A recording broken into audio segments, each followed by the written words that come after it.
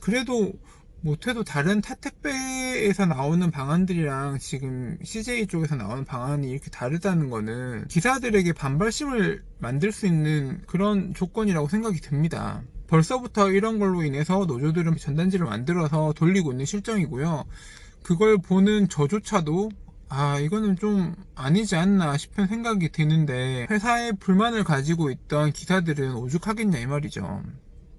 기사들이 이런 거에 대한 스트레스는 안 받을 수 있게 해주는 게 우선적이라고 생각이 듭니다. 구독 눌러주시면 감사하겠습니다.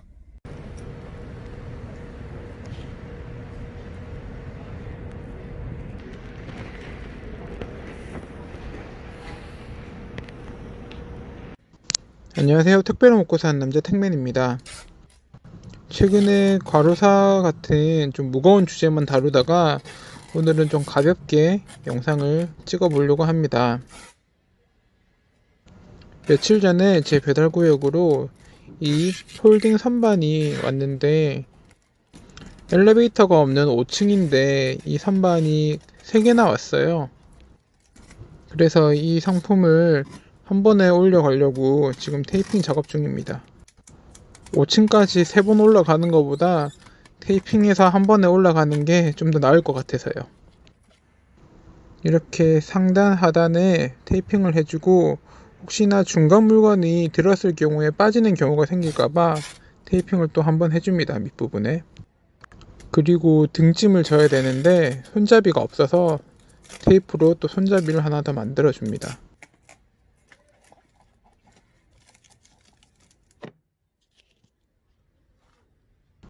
이렇게요. 근데 너무 약하게 만들어서 들다가 끊어졌어요. 들어보겠습니다. 손잡이 부분도 한 두세 번 감아서 손잡이를 만드는 게 좋을 것 같아요.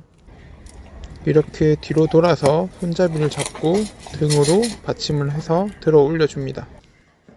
그리고 계단을 올라갑니다. 졸라 힘듭니다. 속으로 얼마나 욕했는지 모릅니다. 짜증. 건물에 새로운 게 들어오게 되면은 항상 이런 인테리어 상품들이 배달되는 것 같아요.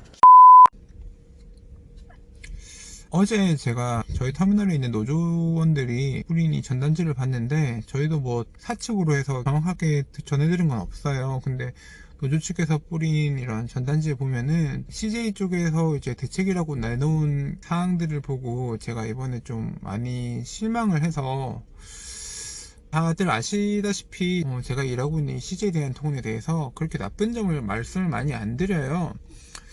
어느 정도 사측 입장에서 생각을 많이 하고, 그리고 저는 어느 정도 만족을 하면서 하는 기사기 때문에 이런 건 좀 고쳤으면 좋겠다 뭐 이런 얘기를 잘 안 하게 되는데, 이번에 그 방안을 보고 좀 많이 실망을 해서요. 거기에 대해서 한번 얘기를 해볼까 합니다. 먼저 가장 큰 점이, 분류 인원을 이제 투입을 할 건데, 그 인원에 대해서 비용을 대리점과 사측에서 이제 반반을 내는 걸로 이렇게 얘기를 했더라고요. 이게 참, 대리점의 지출이 늘어나는 거는 어떻게 보면 대리점 입장에서 기사들한테 대리점 수수료를 올릴 수 있는 명분을 주는 거예요. 과연 그냥 대리점에서 다 이렇게 분류 인원에 대한 50%의 비용을 다 지불을 할까요? 기사들한테 전가 안 시키고. 정말 기사들을 위하는 그런 대리점장님이 계시는 그런 곳은 대리점 수수료에 손을 안 대고 그렇게 뭐 지원을 해주겠죠. 그런데 그런 대리점은 정말 극소수라고 봐요. 지금 현재 대리점에서 너무 폭리를 취하고 착취한다는 그런 얘기가 많이 들리는데, 이런 거에 대해서 사측에서 뭐 전혀 그런 방안을 내놓지 않고 대리점 수수료에 대한 거는 나몰라라 하면서 이런 대리점에 대한 지출이 계속 늘어나게 만드는 거는, 어떻게 보면은 결국은 피해자는 기사들이 될 수밖에 없는 입장이거든요. 이런 걸 조금만 생각을 해본다면은 분명히 회사 측에서도 아마 생각을 해볼 수 있는 사항인데, 너무 안일하게 그냥 그렇게 내놓는 건 아닌지 싶습니다. 저는 롯데나 이런 다른 타택배들은 대리점에 50%를 부과하는 게 아니고 사측에서 100%다 지급을 한다고 이렇게 전에 들었어요. 그런 다른 타택배에 비해서 지금 CJ가 너무 소극적인 이런 방안을 내놓은 건 아닌가. 물론 CJ가 다른 타택배에 비해서 휠소터나 지금 조금 있으면 설치될 MP 분류 기계나 기계적인 거에 대해서 투자를 엄청 많이 하고 허브 터미널 증축 같은 것들도 점점 많이 시도를 해서 타택배에 비해서 정말 투자를 많이 하고, 어떻게 보면은 이제 기사들의 근무 환경을 개선시켜주기 위해서 노력을 하는 거잖아요. 그래서 다른 타택배에 비해서 정말 물량은 압도적이지만은 돈이 뭐 그만큼 많이 남고 뭐 그럴 거라고 생각은 안 드는데, 그래도 못해도 다른 타택배에서 나오는 방안들이랑 지금 CJ 쪽에서 나오는 방안이 이렇게 다르다는 거는 기사들에게 반발심을 만들 수 있는 그런 조건이라고 생각이 듭니다. 벌써부터 이런 걸로 인해서 노조들은 전단지를 만들어서 돌리고 있는 실정이고요. 그걸 보는 저조차도 이거는 좀 아니지 않나 싶은 생각이 드는데, 회사에 불만을 가지고 있던 기사들은 오죽하겠냐 이 말이죠. 그리고 저는 개인적으로 회사 쪽에서 대리점에 정말 강한 압박은 못하더라도 어느 정도의 수수료에 대한 가이드라인은 좀 잡아줬으면 좋겠어요.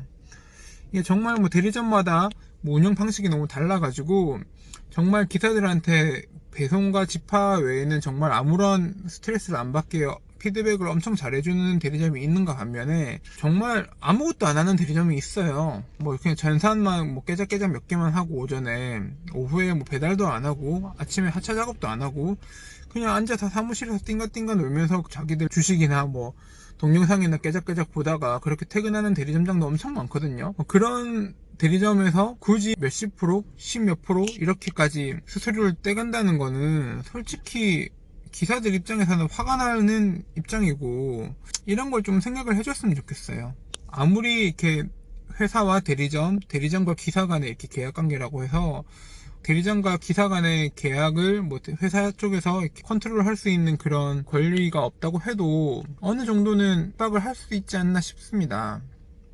많은 걸 바라는 건 아니고 어느 정도의 가이드라인, 뭐 최대 몇 프로.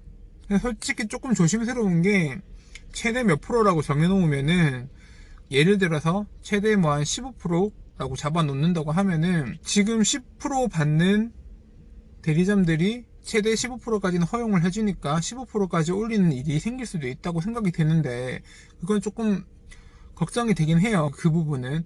그래도 지금 정말 막 18%, 20% 뭐 그렇게 떼는 곳들은 조금 어느 정도는 해주는 게 맞지 않나. 기사들이 이런 거에 대한 스트레스는 안 받을 수 있게 해주는 게 우선적이라고 생각이 듭니다. 아무튼 이번에 분류작업 인원 증가로 인해서, 그리고 내년부터는 그 산재보험이 이제 의무화가 되면서 그런 거에 대한 지출도 아마 대리점에서 발생을 하게 될 건데, 그런 것들이 기사들에게 이제 받는 대리점 수수료를 올리는 명분이 되어서 기사들의 근무 환경이, 근무 조건이 조금 열악해지는 그런 일은 없었으면 좋겠습니다. 그런 걸 좀 생각을 해서 회사 쪽에서도 좀 방안을 내주셨으면 좋겠고, 혹시나 이런 걸 보는 대리점장님이 계시다면은 이런 걸 좀 잘 넘기셔가지고 기사들과 대리점이 좀 상생할 수 있는 그런 쪽으로 방안을 만들어서 해주셨으면 좋을 것 같아요.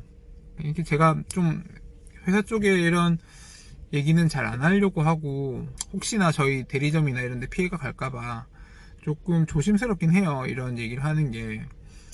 그래도 제가 택배 유튜브를 하는 입장으로서 어느 정도의 기사님들의 의견을 좀 대변을 해야 다는 생각이 들어서 이런 영상을 찍습니다. 오늘 하루도 고생하시고요. 그럼 또 봐요.